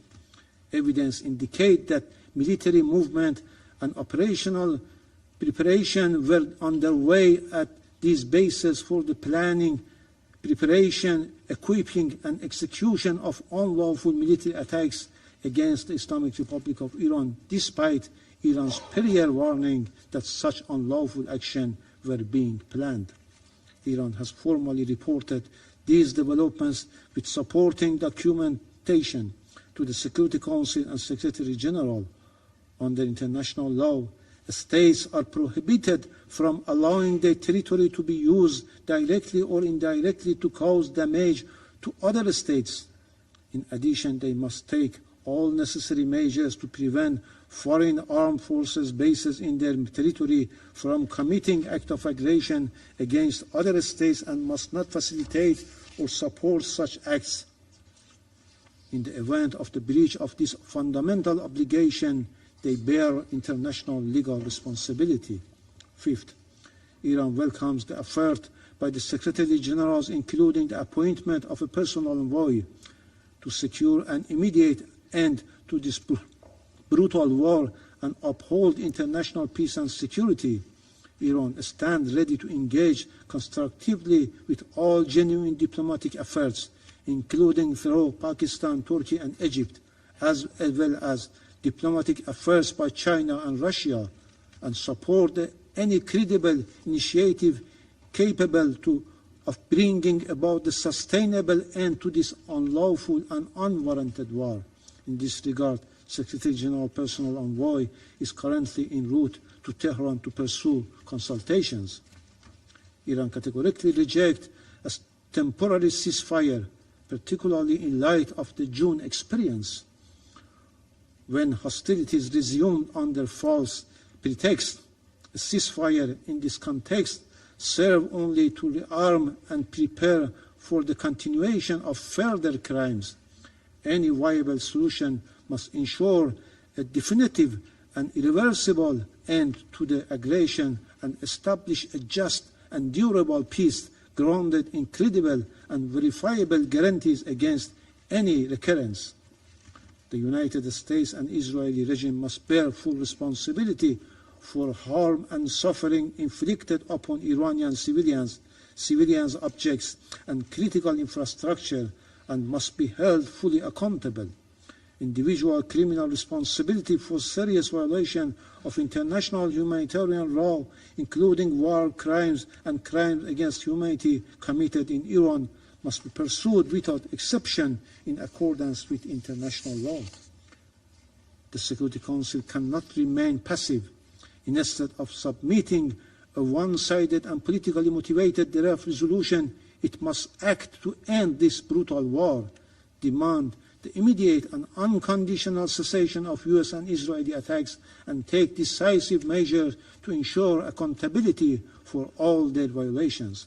Finally, with regards to the United States President's explicit threat of massive war crimes and target and destroys Iran's critical civilian infrastructure, this threat constitutes a flagrant and egregious violation of the IHL and the most fundamental rules of governing armed conflict. The United States would bear full and undeniable responsibility for committing a manifest war crimes and a crime against humanity. Iran will not stand idle in the face of such egregious war crimes. It will exercise without hesitation its inherent right of self-defense and will take immediate and proportionate reciprocal measures. The Security Council regrettably has, from the very outset of this war of aggression against my country, failed to uphold its primary responsibilities for the maintenance of international peace and security. That failure does not and cannot deprive Iran of its lawful right to act. Iran's response is firmly grounded in international law. There must be no doubt Iran will take all necessary measures to defend its people, safeguard its sovereignty and territorial integrity, and protect its vital national interests with full resolve. The United States and the Israeli regime will bear responsibility for all subsequent consequences, regional and international. I thank you. I thank the representative of the Islamic Republic of Iran for the statement. I shall now make a further statement in my capacity as Minister for Foreign Affairs of Bahrain.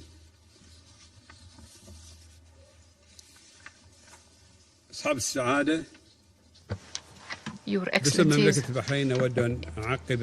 name of the Kingdom of Bahrain, I would like to comment on the statement delivered by the representative of Iran. I would like to comment on his false allegations about the attack of the U.S. bases in the GCC countries. I say the GCC countries have made it clear that they are not party to this war, and these bases have not been used to attack Iran. Iran has been well aware that these bases have been taken from their military elements. However, you launched thousands of ballistic missiles against us, thousands of drones, unprovoked for more than a month, unabated. You attacked our countries in the month of Ramadan. You have not observed the sanctity of this month. You attacked us on the days of Eid. You are an Islamic country. We share neighborliness with you. We share faith, culture, and history. Yet you ignored all these ties. You claimed that you are attacking military bases. Our infrastructure, power installations, civilian infrastructure, plants, refineries, hotels, universities, residential buildings, are they military bases? Are the residential neighborhoods with all those who live there, women, children, elderly people, are they military bases? You have violated the Charter of the UN, international law, international humanitarian law, law of the sea, principles of good neighborliness. You have not observed the ethical, religious, and moral values. You have not observed Resolution 2817 and the Human Rights Council Resolution L38. You closed unrightfully the Strait of Hormuz. It is an international waterway. It is a good of all peoples of the world. It's not a property of Iran. You took international economy as a hostage in a terror-like manner. You denied the world countries sources of energy, medical and food supplies. You disrupted international trade. You inflicted severe harm to international trade. You pushed 45 million persons, in particular in the south, to famine and starvation. Under the watch of the whole world, you attacked neighboring countries of yours who share good relations with you, economically, trade, socially, and even politically. In the GCC countries, we adopted wisdom and patience in the face of the destructive attacks by your missiles. Our countries have not launched one single bullet against Iran. However, our brave national forces defended our independence, sovereignty, and stability. They protected our citizens and those who are living in our territories. We have the full right to defend our countries and our peoples according to Article 51 of the Charter, which is stressed in Resolution 2817. Today, we are not talking about your deliberate attacks against our countries. We are discussing your illegal terrorist actions by closing the Strait of Hormuz, which harmed international trade and jeopardizing the lives of millions of people. I resume my function as President of the Council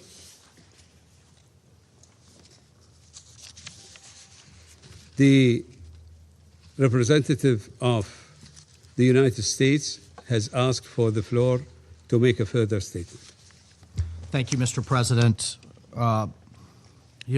We heard a lot today. We heard from the ambassador from Iran a lot about their issues with this ongoing conflict with the U.S. But colleagues, that's not what this resolution is about today. This is not about Iran in the U.S. today. This is about Iran and the Gulf Cooperation Council and Bahrain and the world. And here, we also heard about some dangerous precedents, but here's what I want the world to understand in terms of the dangerous precedent that was just set today by opposing this good faith effort from the Kingdom of Bahrain and the Gulf countries to ensure their shipping can flow freely. One can only imagine a future conflict where a party to the conflict decides it's going to impose collective punishment on the entire world and then use that as leverage in the conflict. One can only imagine a situation where a party decides to shut down the Straits of Gibraltar or the Bering Strait or the Malaccan Strait to further its ends. One can only imagine conflicts where a party decides to hold the rest of the world hostage because of a dispute. And colleagues, this is a situation the world cannot and should not live with, that the Gulf Arabs cannot tolerate. Freedom of navigation is fundamental to a nation's sovereignty and survival. So, Mr. President, the United States will support all measures for your country and for those affected to ensure it has the freedom of navigation, the freedom of transit in line with international law. So my message to the Iranian regime is, as people go hungry and as economies suffer, it is squarely on your shoulders. I thank you, Mr. President. I thank the representative of the United States for the statement. I believe that the representative of the Islamic Republic of Iran has asked for the floor to make a further statement. Thank you, Mr. President. Thank you, Mr. President. I think that once more this war showed that the U.S. will not bring security and stability for the regional countries. We have no hostilities with our neighbors. The fact is very clear that we are targeting the U.S. bases, U.S. interest, and U.S. assets in reciprocal action. In response to the representative of the United States, I only want to refer to some remarks of the U.S. President, which has initiated this war of aggression against Iran. On 21st of March, he threatened to hit and obliterate Iran's power plants. On 30th of March, he escalated these threats, vowing to blow up and completely obliterate critical infrastructure, including power plants, oil facilities, Hark Island, and desalination installation. On 1st April, he declared his intention to bring Iran back to the Stone Age, explicitly threatening to strike all electric generating facilities. On 5th of April, he again openly threatened to target civilian infrastructure, stating that Tuesday will be power plant day and bridge day. There will be nothing like it. And 2 days resorted to a language that is not only deeply responsible, but profoundly alarming, declaring that the whole civilization will die tonight, never to be brought back. Such rhetoric is unfitting of any political leader, let alone the head of a permanent member of the Council entrusted with the maintenance of international peace and security. I thank you. Thank the representative of the Islamic Republic of Iran for the statement. There are no more names inscribed on the list of speakers. The meeting is adjourned.